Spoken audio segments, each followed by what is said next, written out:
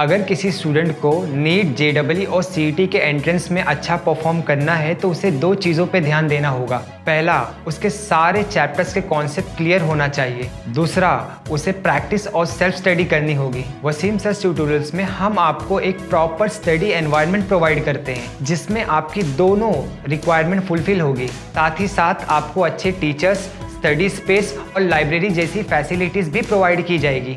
90% student जो घर पे सेल्फ स्टडी नहीं कर पा रहे हैं और सोशल मीडिया, गेमिंग जैसे चीज़ों से डिस्ट्रैक्टेड रहते हैं, उनके लिए इस तरह का स्टडी एनवायरनमेंट बहुत ज़रूरी है। सभी स्टैंडर्ड के एडमिशन्स ओपन हैं। अभी कॉन्टैक्ट करें एडमिशन्स के लिए दिए गए नंबर पर।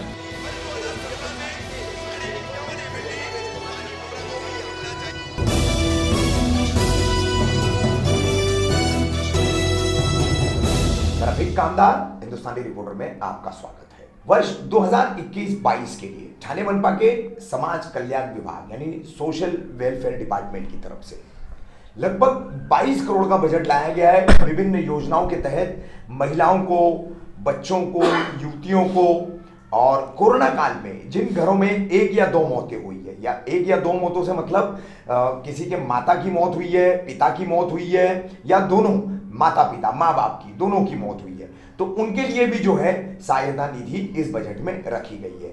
अलग अलग स्कीमें हैं, अलग अलग उसमें उसके प्रोविजंस हैं, और उन स्कीमों में आप कैसे उसका फायदा उठा सकते हैं, किस तरीके से आप उसके पात्र बन सकते हैं, एलिजिबल बन सकते हैं।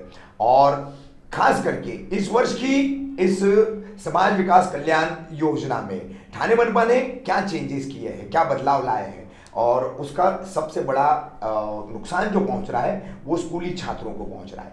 तो ये कई सारे ऐसे मुद्दे हैं और इन मुद्दों पर एक सेमिनार आयोजित किया जा रहा है। शहर की सबसे सक्रिय सामाजिक संस्था, सबसे एक्टिव रहने वाला NGO Yes We Can Foundation. तो यस वी कैन फाउंडेशन के दो पदाधिकारी हमारे साथ में हैं, प्रोफेसर हसन मुलानी साहब और एडवोकेट कबीर चौधरी साहब। ये दोनों आपसे मुखातिब होंगे और इस जानकारी पर जो हमने आप तक पहुंचाई है उस पर आपको एक अपील करेंगे कि ये सेमिनार कहां रखा गया है और कितने बजे से कितने बजे तक चलने वाला है, इसके अहम मुद्दे क्या है और क्यों कर इस सेमिनार में आपका आना जरूरी है, और इन तमाम चीजों को जानना जरूरी है। आप अगर उसके हकदार नहीं है तो आप ये तो कर सकते हैं कि जो हकदार है उसको हक दिला सकते हैं, इसलिए ये सेमिनार जरूरी है। रफीक भाई, आपका बहुत बहुत शुक्रिया। हम लोगों ने ये सेमिनार, जिसमें ठाणे महानगर पालिका के समाज कल्याण विभाग और महिला व बाल कल्याण विभाग की जो स्कीम्स आई है, तकरीबन 25 के आसपास स्कीम्स है, जिसमें हैंडीकैप, बच्चे, औरतें, बेवा और कोविड से मरे हुए जो लोग हैं उनकी फैमिली वालों के लिए अलग अलग स्कीम्स रखी हुई है। अगर आप टीएमसी की एडवर्टीजमेंट्स देखोगे तो इसमें सिर्फ बताया जा रहा है कि हम कुछ अनुदान या कुछ डोनेशन देंगे, लेकिन वो डोनेशन कितना है, कितने लोगों को मिलेगा, और हम लोग कौन कौन से फॉर्म भरकर कौन कौन से डॉक्यूमेंट्स अटैच कर सकते हैं, इन तमाम चीज़ों की डिटेल्स ठाणे म्यूनसिपल कॉरपोरेशन ने अपने वेबसाइट पर और अपने होर्डिंग या फलक जो लगाए एडवर्टीजमेंट्स के जो नोटिस इशू किए उसमें नहीं है। इसी चीज़ को हम लोगों ने आज ठाणे महानगर पालिका के समाज कल्याण विभाग में जाकर वहाँ के जो उपायुक्त हैं उनसे मिलकर काफ़ी देर तक मीटिंग किए। बहुत सारी डिटेल्स हम लोगों ने लेकर आए जो आवाम तक पहुँचाना बहुत ज़रूरी है, ताकि उस अंदाज से वो उस स्कीम या योजना के तहत उस फॉर्म को भरकर फ़ायदा उठा सकते हैं। मैं आपको एक छोटा सा एग्जांपल देना चाहूँगा। जैसे आपने अभी थोड़ी देर पहले बताया कि कोरोना काल में ऐसे बच्चे जिनके माँ बाप दोनों मरे हैं, और अगर वो बच्चा 18 साल से कम उम्र का है तो उनको पैसा दिया जाएगा, ऐसा एडवर्टीजमेंट किया गया है टीएमसी की स्कीम में। कितना पैसा दिया जाएगा? वो अमाउंट है 1 लाख रुपया। कितने लोगों को दिया जाएगा? सिर्फ 10 लोगों को दिया जाएगा। पूरे ठाणे म्यूनसिपल कॉरपोरेशन में सिर्फ 10 लोगों को ही 1-1 लाख रुपए की मदद दी जाएगी जिनके माँ और बाप दोनों मर गए हैं कोविड से। वही दूसरी स्कीम है जहाँ पर ये बोला गया है कि माँ या बाप दोनों में से कोई एक मरा हो और अगर बच्चे 0 to 18 के एज के बीच में आते हो तो उनको भी कुछ अनुदान दिया जाएगा। वो अनुदान कितना है? वो 50,000 रुपया है। तो एडवर्टीजमेंट में लिखा गया है अनुदान दिया जाएगा, डोनेशन दिया जाएगा, लेकिन कितना दिया जाएगा उसकी डिटेल अलग से हमने निकाल कर लाई है, वो हम आवाम तक पहुँचाना चाहते हैं। तो 50,000 दी जाएगी। कितने लोगों को दी जाएगी? पूरे ठाणे म्यूनसिपल कॉरपोरेशन में 720 लोगों को दी जाएगी। इसका मतलब साफ है कि हम अगर स्कीम नंबर 2 में फॉर्म भरें तो हमें पैसे मिलने के ज़्यादा चांसेस है। ऐसे सारी स्कीम्स का हम लोग डिटेल बाइफर्केशन किए हैं और ज़्यादा स्टडी किए हैं और हम चाहते हैं कि आवाम तक ये पहुँचे।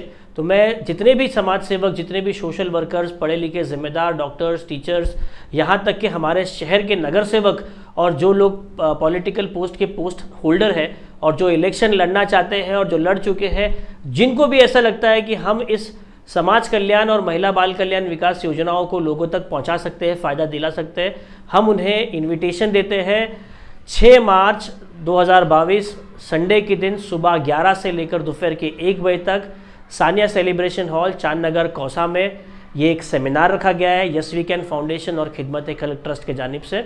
आप लोग ज़रूर आए, वहाँ पर डिटेल इन्फॉर्मेशन हासिल करें और आप अपने अपने इलाके, मोहल्ले, बिल्डिंग्स में जाकर उसे अवेयर करें ताकि हम कौसा, मुमरा और दिवा, जिसमें आधा मुमरा आता है, वहाँ तक के इस स्कीम्स का ज़्यादा फ़ायदा उठा सकते हैं। अस्सलाम वालेकुम रफ़ीक भाई, बहुत बहुत शुक्रिया। ये अवेयरनेस करने का मकसद यस वी कैन का हमेशा से रहा है। लास्ट ईयर भी हमने ये स्कीम से रिलेटेड सारे अवेयरनेस रफ़ीक भाई को पता है कि हमने दिया था।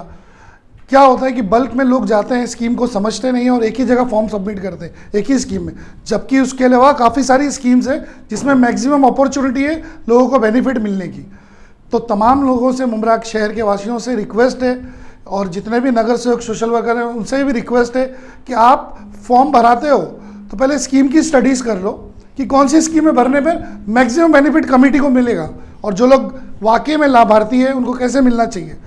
संडे के दिन 6 मार्च सुबह 11 से 2 सानिया सेलिब्रेशन हॉल में प्लीज़ आप आएँ और इस डिटेल स्कीम्स की इंफॉर्मेशन हासिल करें और ज़्यादा से ज़्यादा लोगों तक पहुँचाएँ ताकि हम अपनी कम्युनिटी के कमज़ोर लोगों को हेल्प दे सकें। 22-22.5 करोड़ रुपया थाना महानगर पालिका बांट रही है, इसको हम कैसे मैक्सिमम यूटिलाइज़ कर सकते हैं इसकी कोशिश करें। जज़ाकल्लाह खैर।